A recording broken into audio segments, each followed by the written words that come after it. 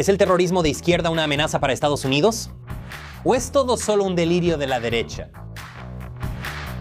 Bienvenidos a America Uncovered. Soy Chris Chappell. La semana pasada, el secretario de Estado Marco Rubio, el asesor de Seguridad Nacional Stephen Miller y el secretario del Tesoro Scott Bessent estuvieron en la reunión ministerial. Sobre el resurgimiento del terrorismo político, una conferencia internacional celebrada en Washington, D.C., hicieron una declaración que para muchos fue impactante.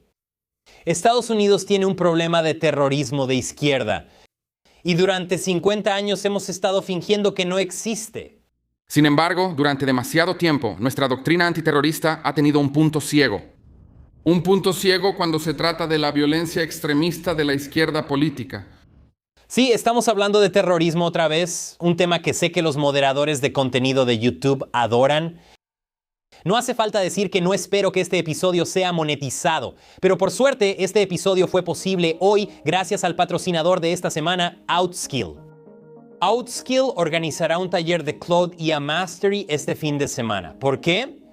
Porque la mayoría de la gente usa Claude como si fuera una versión elegante de Google. Es como tener un DeLorean pero quedarse en los años 80 está hecho para llevarte al futuro. El punto es que Claude ya no es solo un chatbot para chatear. No solo escribe tus correos de trabajo o tu ensayo universitario. Es la forma en que la gente crea aplicaciones, diseña presentaciones, automatiza toda su semana y realiza trabajos que antes requerían a todo un equipo, sin escribir una sola línea de código. Así que si usas Claude Chat pero te bloqueas en cuanto alguien menciona Claude Code o trabajo colaborativo, eres exactamente la persona a la que le hablo. Y estás en el lugar correcto porque Outskill organizará el Claude IA Mastery Workshop este fin de semana de 10 de la mañana a 7 de la tarde hora del este. Y lo están haciendo gratis para ti, pero solo si usas mi código QR o el enlace de abajo. Más de 10 millones de personas ya han asistido a esto, incluyendo a mi equipo, y tiene una sólida calificación de 4.9 de 5 en Trustpilot. En 2 días, aprenderás cómo hacer una investigación a fondo con Claude. Crear tus propios paneles, hacer presentaciones completas, automatizar las tareas aburridas de tu trabajo, generar imágenes y videos increíbles con IA y salir siendo capaz de poner gran parte de tu semana en piloto automático. Regístrate ahora y también recibirás 3 bonos gratis. Una biblia de prompts de IA 50 códigos secretos de Claude que lo convierten en una herramienta de primer nivel para ti y un creador personalizado de kit de herramientas de IA. Lo que aprendas en 2 días cambiará tus próximos 2 años. Te insto a que te registres ahora antes de que se agoten. Haz clic abajo o escanea el código QR. Muy bien, entonces, Marco, cuéntanos más sobre este terrorismo de extrema izquierda. Incluso hoy en día, la mera idea de que el terrorismo de extrema izquierda pueda ser una amenaza seria se trata como un delirio de la derecha, o peor aún, como una peligrosa conspiración fascista. Es tratado de esta manera por muchos en la prensa, por muchos en el ámbito académico y nuestras universidades y por muchas de nuestras instituciones tradicionales. Entonces, ¿Rubio tiene razón? ¿El terrorismo de izquierda es realmente una amenaza o todo esto es solo una especie de alarmismo de la guerra cultural? Bueno, como señala Rubio, esta historia se remonta a mucho tiempo atrás. El simple hecho es que nada de lo que acabo de describir es nuevo. El terrorismo político de la extrema izquierda no es una novedad moderna reciente. Durante la mayor parte de la era moderna, de hecho, fue la forma dominante de violencia política. Recordamos al grupo Weather Underground. Recordamos al Ejército Negro de Liberación. Recordamos al Ejército Simbionés de Liberación. Entre 1970 y 1980, el 93% de los ataques terroristas en Occidente provinieron de la extrema izquierda. Estas son cifras que sorprenderían a la mayoría de los estadounidenses hoy en día, porque nos han enseñado a creer que este tipo de violencia política simplemente no existe o que está siendo exagerada. Pero sí existe, y de hecho la estamos subestimando. Ahora, lo realmente loco de todos estos ejemplos no es solo cuántos de ellos ocurrieron.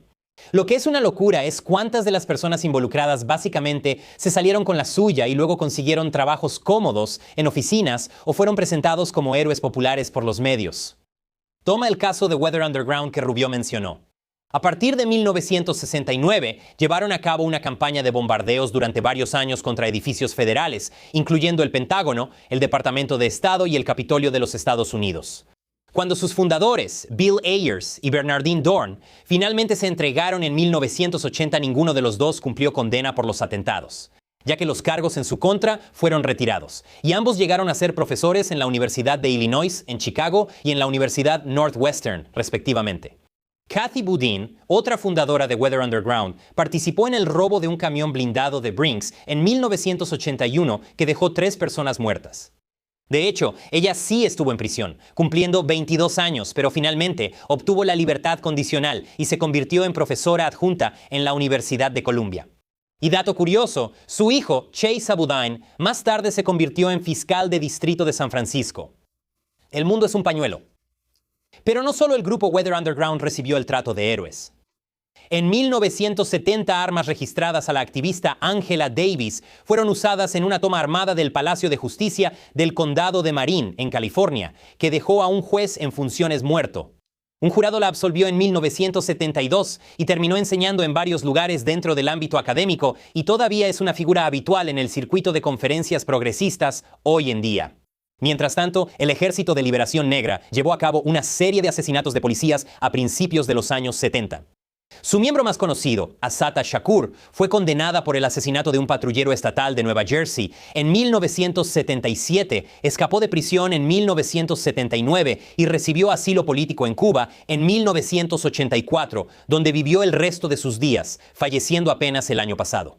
La izquierda internacional todavía la celebra como una refugiada política en lugar de una asesina de policías condenada.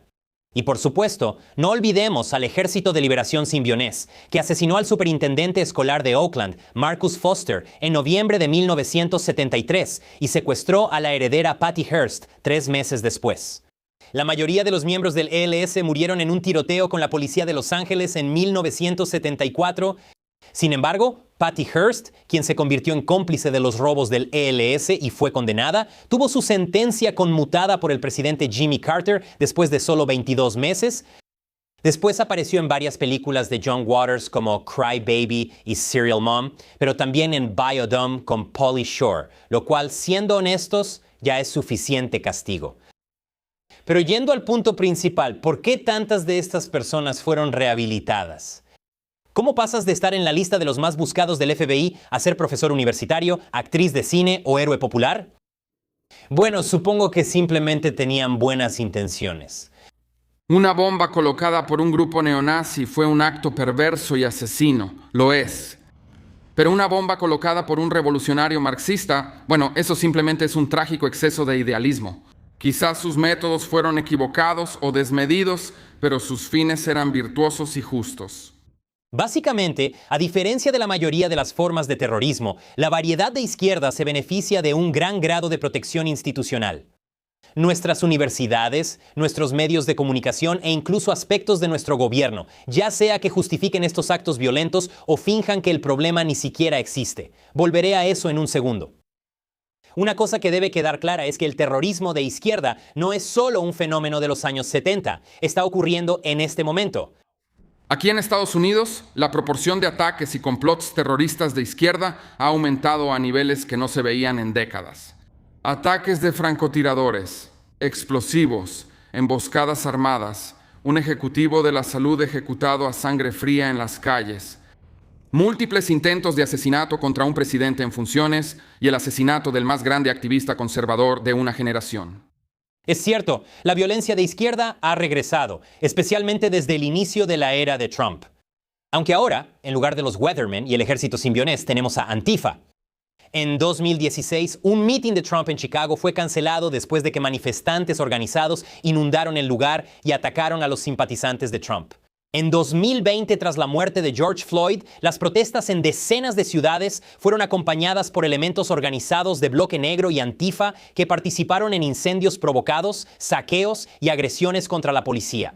Mientras que, como señaló Rubio, muchos gobiernos municipales simplemente se negaron a responsabilizar a los alborotadores.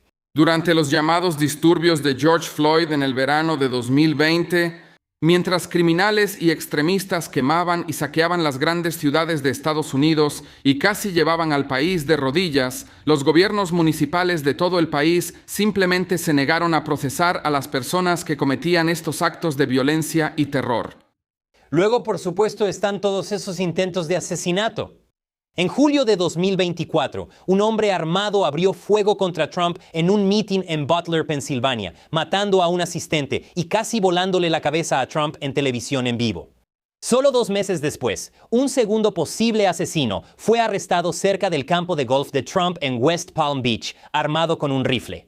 En diciembre de ese mismo año, el director ejecutivo de United Healthcare, Brian Thompson, fue asesinado a tiros en las calles de la ciudad de Nueva York. Su asesino, Luigi Mangione, se convirtió de la noche a la mañana en una celebridad para una parte significativa de la izquierda en línea. En 2025, alguien incluso intentó asesinar al secretario del Tesoro, Scott Bessent, quien habló sobre ello en la conferencia de Rubio. Pero voy a recordarle a todos en esta sala y a todos los medios que fui el objetivo de un intento de asesinato por parte de un activista de izquierda trastornado 2 horas después de asumir mi cargo. Así que cualquiera de ustedes que quiera informar que esto es una ficción y que no existe, esté presente cuando dicten sentencia este agosto. Ese año también se vio el espantoso asesinato público de Charlie Kirk. No voy a mostrar el video de ese caso. Y no solo fueron figuras de alto perfil las que fueron atacadas, también ha habido muchos ataques contra oficiales de policía y empleados federales. En julio de 2025, un grupo armado atacó la instalación de detención de inmigrantes Prairie Land en Texas.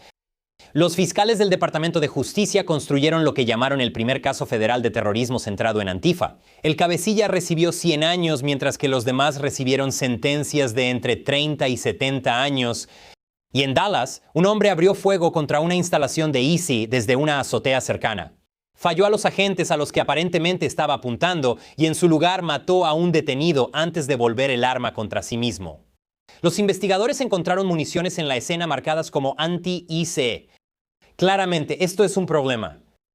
Y aún así nos dicen que todo esto es solo una cacería de brujas. Nos dicen que Antifa es solo una idea. ¿Y cómo puedes luchar contra una idea? En 2020, el director del FBI, Christopher Wray, le dijo lo mismo al Congreso, que considera a Antifa como una ideología y no como una organización. Y en diciembre de 2025, el director de operaciones del FBI, Michael Glashin, le dijo al Comité de Seguridad Nacional de la Cámara de Representantes que Antifa era la amenaza violenta más inmediata que enfrentaba el país. Pero el miembro de mayor rango, Bernie Thompson, respondió preguntando esto. Si usted dijo que Antifa es la principal organización terrorista interna que opera en Estados Unidos, solo necesito saber dónde están, cuántas personas son. Lo cual es una pregunta capciosa bastante tonta. El hecho de que el FBI no pueda señalar exactamente dónde está Antifa o cuántas personas son miembros no significa que no sea una amenaza. Toma a Al-Qaeda o ISIS como ejemplo. Son redes descentralizadas basadas en células que reclutan en línea y operan sin una cadena de mando única. Y aún así, correctamente los tratamos como organizaciones terroristas. Preguntar dónde está la sede de Antifa es el mismo error de categoría que preguntar desde qué montaña opera el islamismo radical. No está en un búnker en algún lugar. Está en Internet, en servidores de Discord, en chats grupales encriptados, igual que cualquier otro movimiento político violento hoy en día. Pero incluso si aceptamos la premisa de que es solo una ideología, eso no mejora las cosas. De hecho, en realidad es peor. Una organización puede ser infiltrada, desfinanciada y procesada. Pero una ideología que se ha implantado en la mente de suficientes personas como para producir de manera independiente el ataque de Prairie Land, el tiroteo en Dallas, los intentos de asesinato contra Trump, el asesinato de Charlie Kirk, eso es peor que una célula terrorista, eso es locura masiva.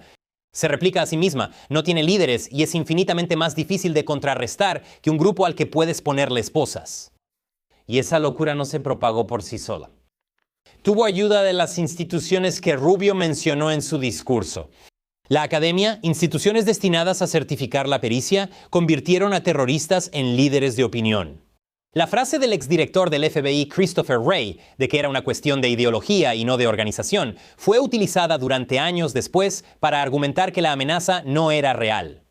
Y los medios de comunicación blanquearon la violencia organizada, describiéndola como protestas intensas, pero mayormente pacíficas, mientras le decían al público que verdaderos nazis estaban tomando la Casa Blanca. Las instituciones de Estados Unidos adoptaron la misma postura ante el problema de la violencia de izquierda: minimizarla, cambiarle el nombre o absorberla. Lo que nos lleva de regreso al punto de partida. La violencia política es un problema en este país. Y el primer paso para solucionar ese problema es admitir que lo tenemos. Y lo que nos dice la conferencia de la semana pasada es que Estados Unidos finalmente ha dejado de poner excusas. Y si usas Claude, pero solo la función de chat, apenas has arañado la superficie. Claude tiene secretos que podrían ahorrarte horas todos los días, mientras los demás siguen matándose en su trabajo de 9 a 5. Así que haz clic en mi enlace de abajo y regístrate para la capacitación gratuita de IA de OutSkills este fin de semana. Soy Chris Chappell. Gracias por vernos.